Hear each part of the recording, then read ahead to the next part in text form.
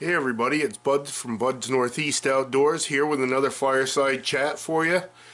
We just got out of the deep freeze Saturday, which was only a few days ago. Today I believe is Wednesday. Hard to tell, I work third shift, so I go in on one day, get out on the other. But anyway, it was 91 below, about 60, 70 miles north of me. So we just get out of the deep freeze. Today it's about 32 out. It's beautiful. Feels like the Bahamas. I may actually go out and work on my tan once I'm done telling this story. But anyway, here we are with another fireside chat. I have this friend, Jim Beebe. He's moved away. He's a flagman down in North Carolina. Let me look him up on Facebook here real quick. He's a good dude. I started racing with him. Him, Russ Smith, Bruce Batchelor, they all kind of broke me into the racing scene. I helped out on the 311 with Russ Smith and Stroker Smith and Bruce. He wasn't a big winner in the car, but boy, he was always a threat. He was right there. He gave Punky and Dwight and some of those guys all they could handle. So anyway, for a while I was involved with the 311, and Jim and I actually built a body for the car and painted it and did all the fabrication work and stuff on it. He's a flagman at Southern National Motorsports Park. Okay, he went to high school here in Claremont with me. He's a pretty good guy. He's been involved in racing his whole life. He was a flagman at Star Speedway. He was flagman at Claremont Speedway here in Claremont, New Hampshire, and Lee, New Hampshire, Star, New Hampshire. I believe he was a flagman at Hudson Speedway also. The guy he lives racing. Well, anyway, back in the day, I know it's hard to believe looking at me. I used to race go-karts, and Tim and I were like a team. Jim and I were like a team, and we used to like go barnstorming all over the place. We went up to Bear Ridge and ran on the quarter mile up there. I talked Bruce Batchelor, who's a really good friend of mine, and like I said, we used to work on his car when he drove the 311, and then I helped out sponsoring and stuff on the Lane 13 that he drove, and that was quite the adventure. But anyway, Jim and I were friends for a long time, and I broke off from the modifieds because it got to the point where it just wasn't fun anymore. There was too much money into it. Everybody seemed to hate each other, and everybody was bickering all the time. The guys working on the cars were bickering all the time. I mean, the crew was arguing amongst themselves on what would make the car better, faster, more stable, more, just handle better overall, what the best power source and everything was. Well, anyway, I decided to kind of turn my back on the whole situation. I do a lot of business at the Bond Auto Parts store in Claremont, and I walked in there one day and there was this go-kart sitting in the showroom, all covered with mud, looked kind of cool. I was like, wow. And I started talking to Mike. He was he ended up being a manager there, and I think he's the manager up at the Barry Bond Auto Parts now. Well, anyway, we got to talking, and the more I looked at it, the more I was like, man, that looks so cool. I would give anything to try one. So anyway, I was also friends with Kelly Harrison, and it just so happened he come in the store while I was looking at this thing. He's like, Bud, I got one for sale if you're interested. And I was like, oh man, don't tempt me. Well, see, I went into this kind of blind. I had no idea what I was doing. So anyway, there was probably about a 3-year learning curve to where it got to be where I was competitive. I learned all the little tricks and stuff, and honestly, the go-karts handle like a big car. You spread the rims out. It puts more leverage on the frame, because the frame's actually the spring. The frame's like a big torsion bar. Like on a dirt modified, have the torsion bars. So anyway, it took a while to figure that out. You bring it out, and it increases decreases your spring rate. You bring them in, it increases it. And same thing, stagger's huge. Rolling resistance a big deal on those when you only have like about 8 horsepower and a 5-horse Briggs that's blueprinted and modified, you know, within the rules and stuff. So anyway, Jim and I ended up forming a team, and we raced together all over the place for a few years. We had a blast. We did the Springfield Grand Prix 2 years in a row. We raced everywhere. Everywhere. Sugar Hill was our big track. And there was this track down in Keene called Rattlesnake Speedway. And it's just down the road, maybe about 3/4 of a mile from where Monadnock Speedway is. Well, at the end of the year, every year they've got this big race. And it was called the New England Classic. And the guy that owned the racetrack, he lived and breathed racing.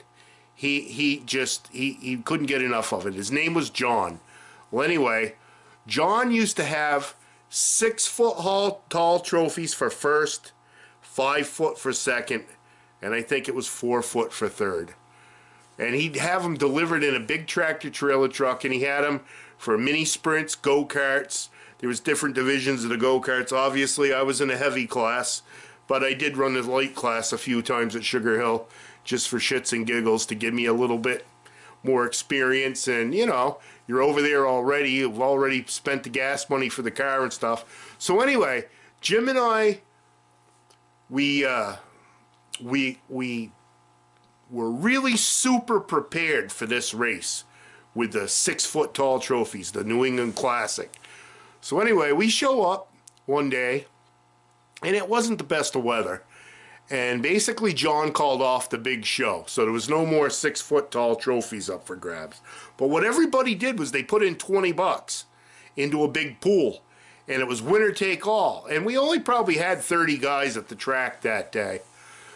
And they were lights, heavies, mediums, kids, which they called junior class back then. I mean, they had a rookie class, but they did do their own race because, you know, we didn't want them racing with the adults and stuff and getting hurt or making a dumb mistake and getting one of us hurt. So anyway, of course, you know, the rookie class, obviously, it is what it is. They're there to learn. So we didn't want them out there when we're out for blood looking for the big purse. So like I say, it was winner take all. So what they did was they took and they put the heavies at the very back, or no, what they did was we went out for qualifying heats. And if you qualified on the pole, you were on the pole, okay? Except John had this idea, let's flip. Heads up, you start a heads up, so the guy that won the pole will start on the pole. Tails, you got to start dead last. Well, like I said, when we went down there, we went loaded for bear. And my friend Jim, he was fast. And this place was like a New Hampshire speedway, but dirt. It was really bumpy. It was nothing to do with track preparation because you had long straightaways, really tight turns, and it just dug the heck out of the track in the turns. And like I say, he ran mini sprints. He ran a bunch of different divisions. He had the sportsman division, which was basically kind of like an unwinged mini sprint, but it was homemade and they used motorcycle engines in it. And I'm not really sure of the rules, but I know those guys tore the track up too, along with the mini sprints because they were high power and, like I said, tight turns. So anyway, Jim goes out and I don't know, but we hit on a setup and gear ratio, and that thing was a rocket. Kelly Harrison's sons were down there, and they were racing, and they were big time. I mean, his sons went on, Nate, and I can't remember his other son's name, but I know Nate went on to run modifieds. He ran modifieds at Claremont, won races there. He ran the Valenti Tour. So anyway, Jim's out there against all these guys, and he starts dead last. Well, it's a 20-lap race, $20 to get in, winner takes all. Second place, he walks away with a smile. That's all he gets. You know, satisfaction of being close, but not close enough. So anyway, Jim, he lines up, he flips the quarter, tails. He's got to start last after winning the pole. So he wasn't the happiest camper, and he was a little concerned because, like I say, it was a fairly big field. You know, back in those days, a big field of go-karts was usually about 12, 15 people. But like I say, they combined everybody, so it was 30 karts out there all by them, all together. Just one big race. And that was the way it ended up being, that it was a good race, was because they put everybody out there. So anyway, Jim lines up last place and 20 laps, and the guy's working his way forward. It gets to be 5 to go. Flagman signals 5 to go. Jim catches this kid. He's like 16 years old. He's in the junior class. He's from Poughkeepsie, New York. And the Poughkeepsie drivers were kind of known to be just a little bit arrogant and thought they were a little bit better than everybody else. And, you know, just had a little bit of a Ted Christopher attitude. So anyway, Jim goes into turn 3 with like 5 to go. Tries to dive under the kid. Well, Rattlesnake Speedway was a lot like New Hampshire Speedway. At the bottom, it was flat, and the bank can come up as you went higher. So anyway, Jim would go down and and he was easily faster than this kid. So anyway, Jim goes down under him. Kid chops him, blocks him, almost puts him into the tires, because they got tires setting in the infield, so you can't cut down too low. So anyway, the kid's visibly blocking him. So Jim does this 3 laps in a row. And come the 4th lap, Jim's just kind of on him. He doesn't really do anything. He kind of goes up high, kind of testing the water a little bit. And the kid doesn't chop him. He just kind of stays where he is. So on the last lap, Jim's already put his toe in the water. And the kid dives down to protect the bottom, because that's what he's expecting Jim to do. Well, Jim goes up to the outside. Coming out of turn 4, he's even. As they hit the straightaway, Jim's just a smidgen ahead. And this kid takes and turns his wheels right into Jim.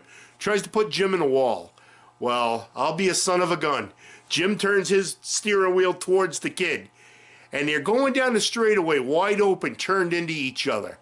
And I'm expecting one of them to catch wheels and flip. So anyway, Jim's got his wheel turned into this kid. And like I said, this kid's 16. So he's just a kid. I mean, you know, it's probably going to be his first big win. So anyway, they're going down the straightaway. All of a sudden, Jim's backhanding the kid. Boom, boom, boom in the helmet. Hits him probably 5 or 6 times going down the straightaway. Well, Jim wins by like this much, maybe 6 inches.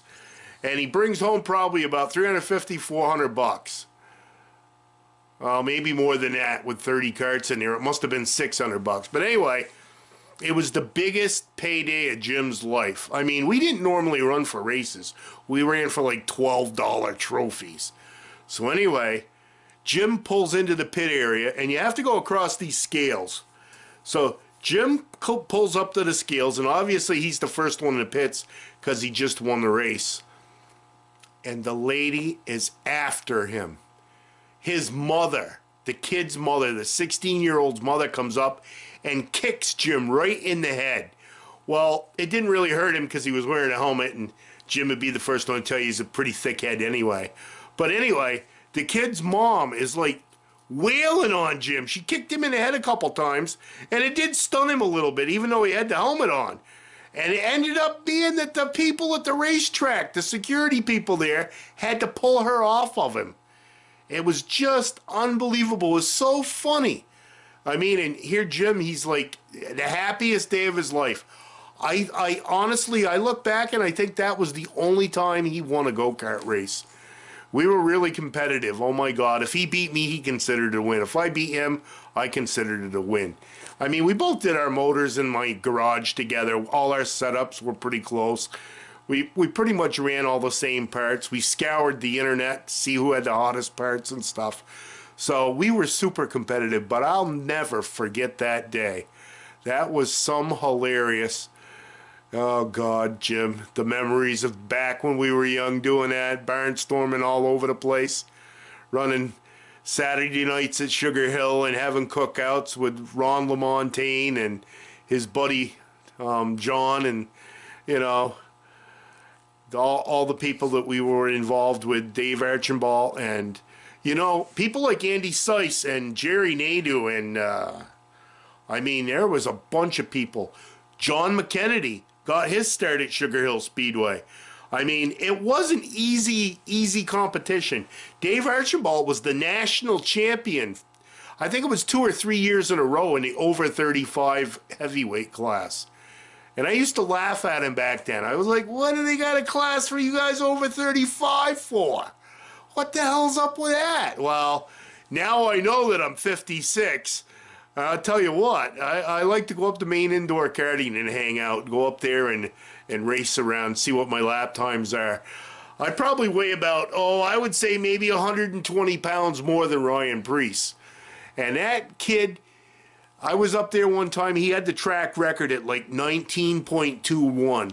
I was running like 21 something, and I just, of course, 120 pounds, you can't compete with him. I mean, I'd like to see what Ryan could turn for a lap at when he has 120 pounds bolted to the cart and it's even. Pretty sure I could kick his butt. You know, I learned from the best. I learned from Teddy and Mike. You know, we used to race go-karts against each other occasionally. Not all the time, but, you know, not on a weekly basis. But I used to see him at Loudon and Pomfret. Used to go down for the Pomfret 100 there, or 200, I can't remember what it was. I know it was a long-ass race, and I was dragging my tail after the thing. But anyway, like I say, that was a hilarious thing. And I told you I'm into racing. You know, I haven't done a whole lot on racing, but that was hilarious. Jim backhanding that kid, and then the mother tackling him before he could even get off the cart. She gives him a side kick to the head, and Jim's like, what the hell's up with this? Who is that? I was like, that's the kid you were backhanding's mom. But obviously Jim didn't hurt him because he's got a racing glove on and he's backhanding a kid in a full face helmet. And like I say, the mom really, other than startling Jim, really didn't hurt Jim either. But it was hilarious. We laughed all the way home. Like I say, I miss those days. I hope you're listening out there, Jim. Hey, have a good one, everybody. It was nice sharing that story with you.